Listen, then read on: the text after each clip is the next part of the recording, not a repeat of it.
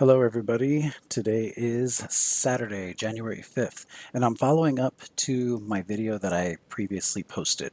It's called More SkySpray, morning of 12/26/18. That was the day after Christmas, driving into work. And I had mentioned in my chemtrail conversation the metals that are involved. And I said that I would explain some of those hazards to our health later. Well, this is later, so I'd like to share that with you guys. So I used a couple of different sources. The first one was GreenMed Info, which is done by Sayer G, who's the founder. I believe he's a scientist. He's amazing. And it's GreenMed Info is also the equivalent to PubMed, although it's a little more holistic, it's a little more natural. They really do strive for truth and accuracy and science without bias. So I wanted to use their source as well as a couple of others, which I'll show you later. But as I was exploring the metals, I came upon this article and it had me a little concerned because I heard the chemtrails were being sprayed on a nano level with their constituents, which is concerning because anything on the nano level is going to penetrate, whatever term you want to use, the blood-brain barrier and our cells. So whatever it is, it's small enough to get into our cells and past the blood-brain barrier. So it's concerning. So anyway, I want to show this article to you guys. I have a little highlight. It's called Nanoparticles Derived from Metals Are Capable of Inducing Brain Dysfunction. All right, so there it's already giving us an idea. So this is the abstract. Nanoparticles aggravate heat stress induced cognitive deficits, blood-brain barrier disruption, edema formation, and brain pathology. So down here, the abstract, let me just read this to you. It says, our knowledge regarding the influence of nanoparticles on brain function in vivo during normal or hypothermic conditions is still lacking. Few reports indicate that when nanoparticles enter the central nervous system, they may induce neurotoxicity. On the other hand, nanoparticle-induced drug delivery to the brain enhances neurorepair processes.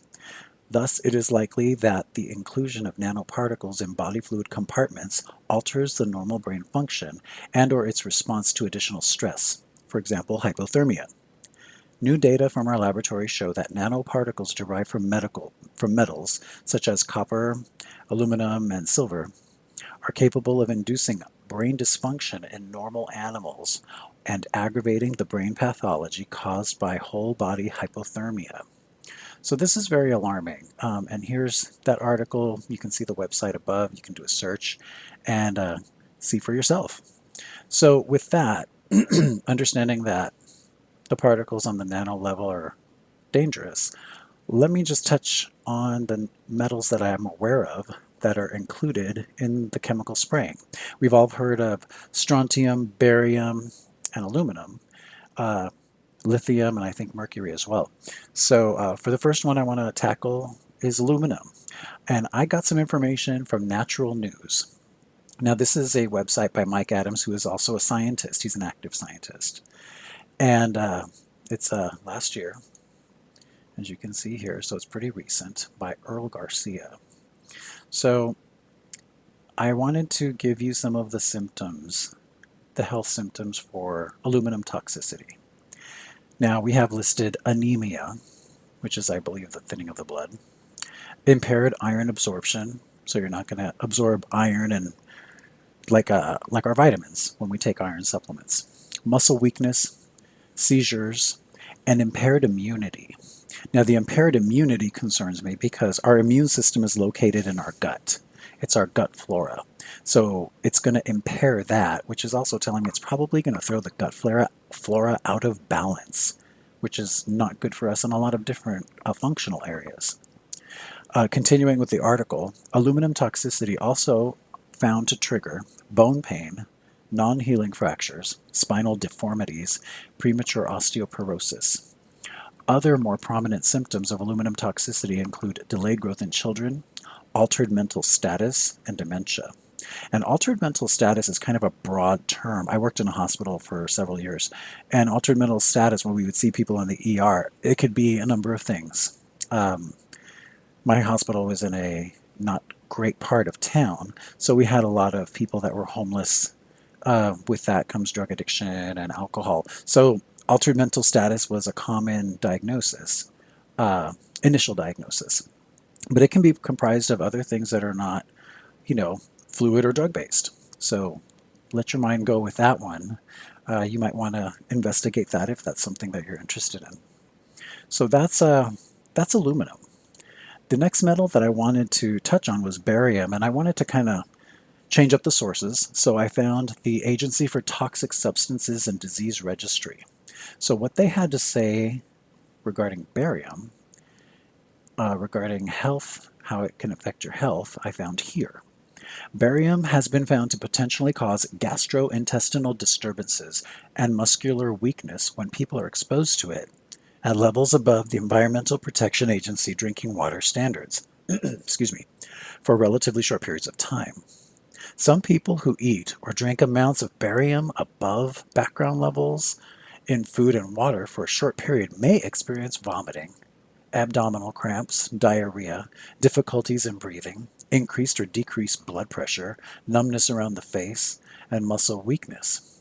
Eating or drinking very large amounts of barium compounds that easily dissolve can cause changes in heart rhythm or paralysis and possibly death. So, half of those symptoms sound like the flu to me.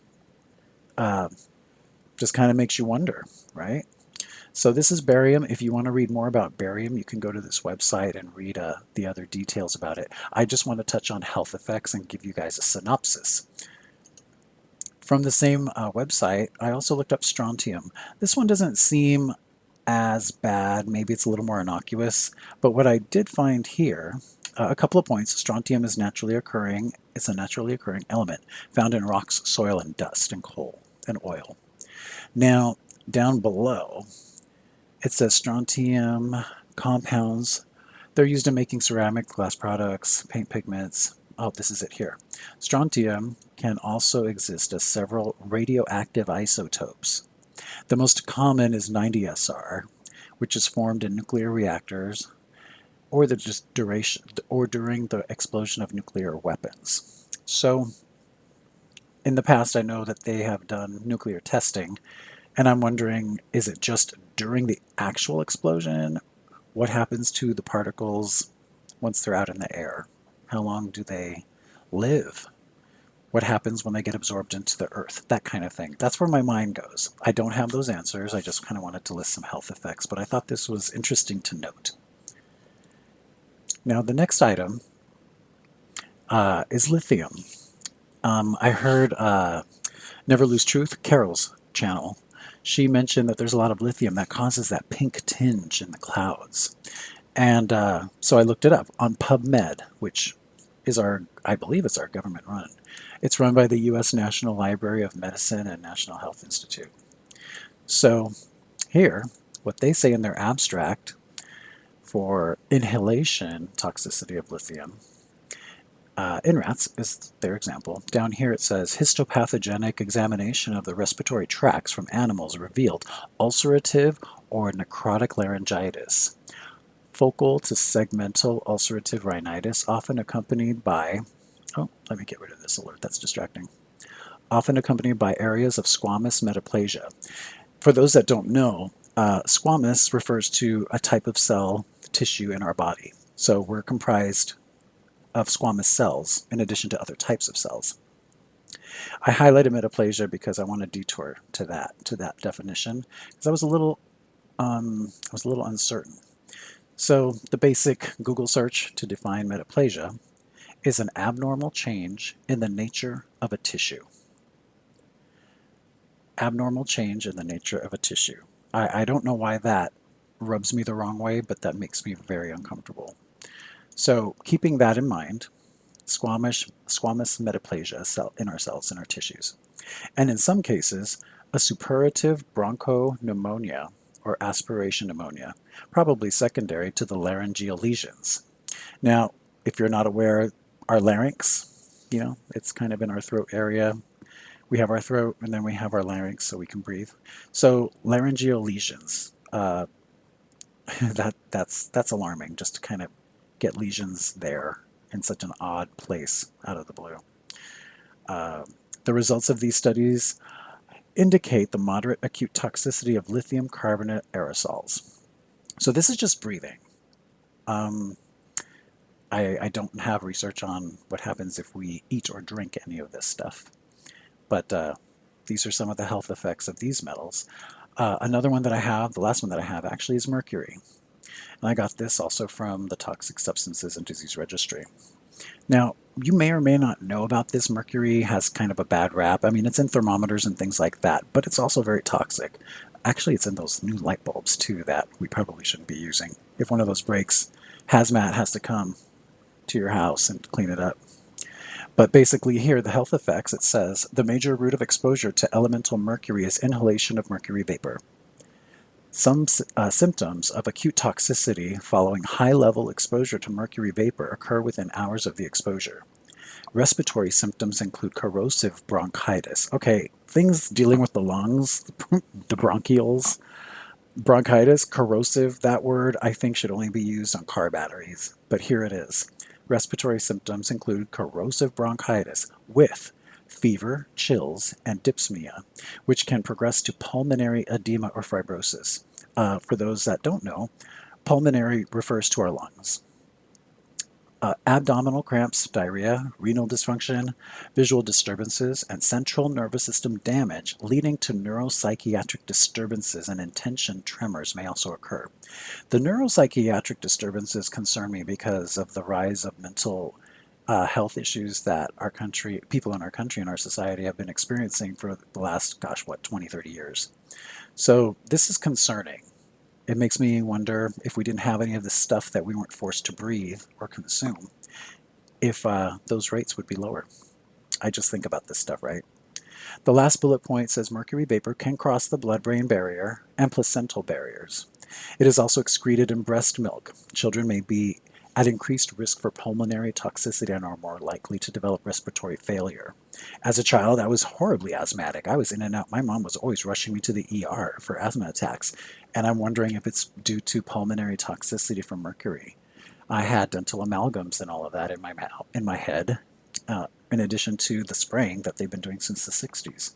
So I wanted to just kind of sum up everything, following up to my video where I referenced health effects of the heavy metals that are in the sky because of the chemical spraying. I wanted to just do a video for everyone in case you never had time or you didn't make time to kind of see, oh, what do these metals have to do with my health? I just kind of wanted to do something really quick, down and dirty, just so you have a general idea. So these things are things that we're exposed to. The best thing we could do is to support our health, to do metal detoxes, heavy metal detoxes. They come in a variety of forms. You can just do them with food. Those are very low end and gentle. And then there are organizations, I believe Quicksilver, which is run by Dr. Shade, does a whole metal detox evaluation as well as a treatment. Not treatment, I shouldn't say, but a detox program. So there's a lot of information out there that we could refer to. It's not all gloom and doom. But we do need to have the awareness, and we need to be aware of why the skies are the way they are.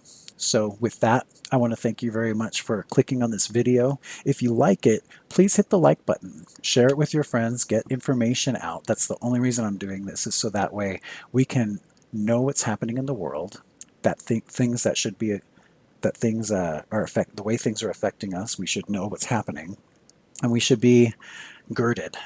So that way we can, stop what it is that we may feel strongly about. For me, it's the chemical spraying and these metals in the air. I already have enough health issues. I don't need an extra. But with that, so please subscribe, share it, leave comments. If any of this information is valuable, leave me a comment and let me know. If it isn't, say so. Or you can stop watching the video, I guess. You probably did that a long time ago. But either way, if you write something, I'll do my best to write back if you have a question, or if you have other sources for all those other people that will be looking, they'll be able to benefit from your input. So thank you very much, and be careful, and happy 2019.